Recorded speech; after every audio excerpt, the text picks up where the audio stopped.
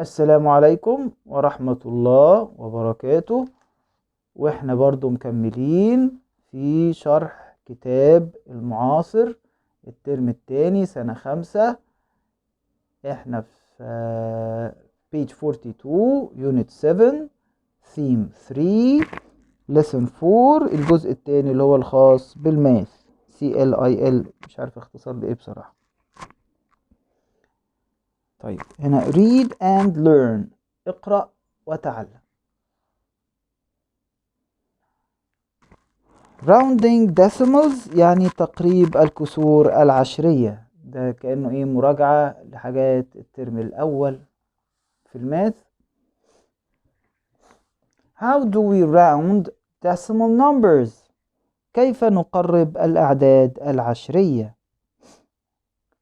Look at the information below about the number 13.95. انظر إلى المعلومات أدناه حول الرقم 13.95. 13.95 يبقى 1 دي في التنز، 3 في اليونتس الأماكن بتاعتها، البوينت اسمها الديسيمال بوينت، 9 موجودة في التنث بليس، وال5 موجودة في الايه في الهندردث بليس. الأرقام اللي بعد الديسيمال بوينت بيبقى ليها ايه أماكن تانية. بيقول بقى we can round the number after the decimal point to the nearest whole number. يعني ايه الرقم اللي هو بعد الرقم اللي بعد البوينت ممكن ايه نقربه للنيرست whole number. It makes the number shorter and easier to use. يمكننا تقريب الرقم بعد الفاصلة العشرية لأقرب عدد صحيح. إنها تجعل الأرقام أقصر وأسهل في الاستخدام. ده بيخلي الأرقام أسهل وأسهل في الاستخدام. يعني بدل ما أقوله إيه 13.95 أقول 14. تمام. لنلقي نظرة على تقريب الرقم اللي قدامنا ده اللي هو let's look at rounding the number. If the digit in the tenth is 5 or more. ده هي قاعدة حتى في الايه في الراوندنج. لو عايزين تحفظوا القاعدة دي اللي هي ايه 5 or more add 1 more. تمام. 4 or less. تمام. خليها زي ما هي leave it as it is. تمام. then we round up to the nearest whole number. يعني إذا كان الرقم في خانة العشرات يساوي 5 أو أكثر سوف نقرب لأكبر عدد صحيح لأقرب أكبر عدد صحيح. يعني 13.95 becomes 14. هنا 9 أكبر من 5 فيبقى 3 دي هتبقى 4 واللي بعده زيروهات فتبقى 14. If the digit in the tenth is less than 5. لو الرقم في خانة الأجزاء من العشرة أقل من 5 then we round down to the nearest whole number اللي هو 4 or less stay as it is. 4 أو أقل تبقى كما هي. إذا كان الرقم في خانة العشرات أقل من 5 فإننا نقرب لأقرب أصغر عدد صحيح. يعني مثلا 134.3 3 هنا أقل من 5 فيبقى 4 تفضل زي ما هي 134. تمام.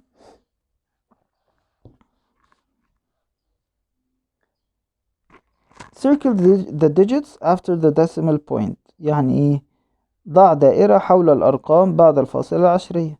يبقى ادي كده هنا 283.7 اهو 4.56 9.43 75.677 1.45 3.290 10 هنا لا مفيش 1 هنا مفيش 2 مفيش هنا 2.310. كل دي الأرقام اللي بعد الديسمال بوينت. طيب round the decimal numbers to the nearest whole number. هنا بقى to the nearest whole number. قرب الأعداد العشرية لأقرب عدد صحيح. هنا 2 أهي وهنا ال1، يبقى ال2 دي اقل من الايه، من ال5، فال2 to 1 رقم صحيح يعني من غير ديسمال. هول نمبر يعني مفهوش ديسمال، مفهوش نقطة عشرية او فاصلة عشرية. 45.67 ال6 اكبر من ال5، فال5 دي هنزودها هتبقى 46. هنا ال9 اكبر من ال5، فيبقى ال8 دي هتبقى 9. 6 7 9. هنا ال8 اكبر من ال5، فال6 هتبقى 7 57. 34.2 ال2 اقل من الايه، ال5، فال4 هتفضل زي ما هي 34. 3.9 ال9 اكبر من الايه، ال9 اكبر من الايه ال5، فال3 هتبقى 4. 2 اقل من ال5 فال5 اللي جنبيها هنزودها هتبقى هتفضل زي ما هي، معلش هتفضل زي ما هي، هتبقى 5. هنا 1 اقل من ال5، فال9 هنا هتفضل زي ما هي، فهتبقى 99. هنا ال4 اقل من ال5، فال3 هتفضل زي ما هي 173. وهنا ال8 فهتزود الزيرو، فالزيرو هتبقى 1، ف21. يبقى ادي كده خلصنا الصفحتين دول، وهندخل بقى في lesson 5. برضو ايه فيها برضو جزء يعني بنعديه دايما بسرعة، بس هقوله برضو للي عايز يستفيد. انا كده كده هقول الصفحات كلها ان شاء الله، وشكرا على المتابعة.